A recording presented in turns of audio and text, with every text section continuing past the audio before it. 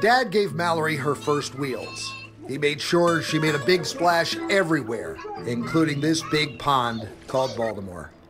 And should she suffer a paper cut or fall down, Daddy was always there to kiss the boo-boo.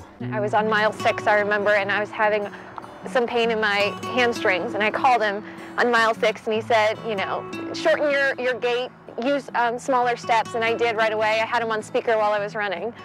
The man who taught her how to crawl, walk, and run. He taught me everything.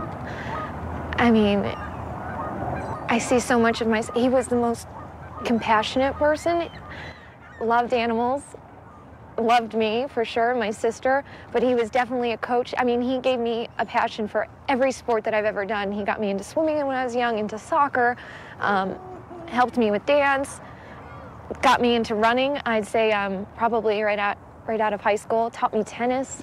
Who knew strings of a racket would lead to a tug at the string of her heart?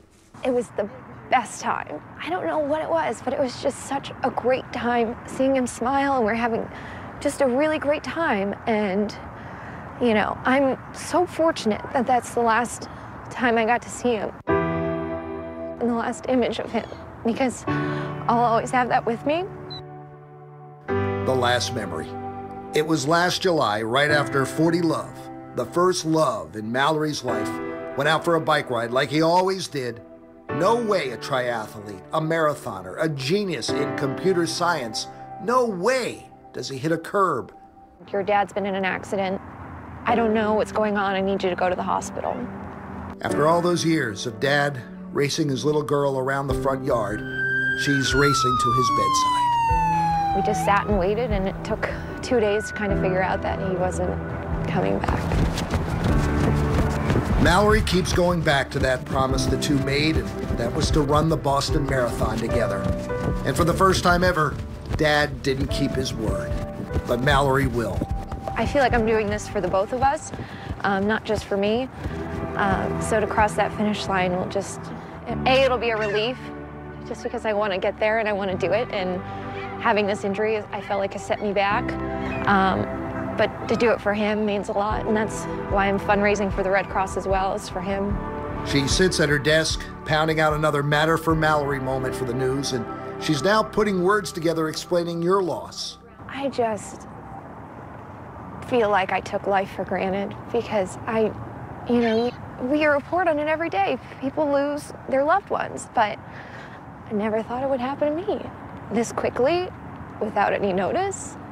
With Dad's thumbprint dangling around her neck, Boston Marathon marked up shoes, she trains one more day of Hotel California in her head. Welcome to the Hotel California. Because that was his song.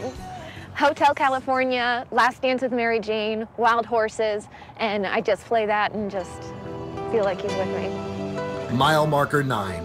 It's gonna be hard not to think of him. And it's just, you know, too bad I don't have him to coach me through this. You know, he's done marathons in the past, so, you know, to have to do this on my own, it's a little hard, but I know he's with me, so. Up hills, down hills, just like life. Mallory will miss him so. He saw me through college, he saw me through high school, you know, we had so many great memories together. I just wish he could have been there for my wedding, or, you know, if I have kids, because he would have been, I always thought about him, you know, teaching my kids how to ski, teaching them to rollerblade, but, you know, I am lucky that I got to experience that with him. For 26 miles, Mallory will carry all the memories, all the smiles, the laughter, the vacations, the late night talks. It's sad that Dad crossed the finish line way before he should have, but she knows what her angel will be thinking on this April afternoon. You know, I like to think that he can hear me, or at least he can see me, and that, you know, he would be proud of what I'm doing. I know he would be proud.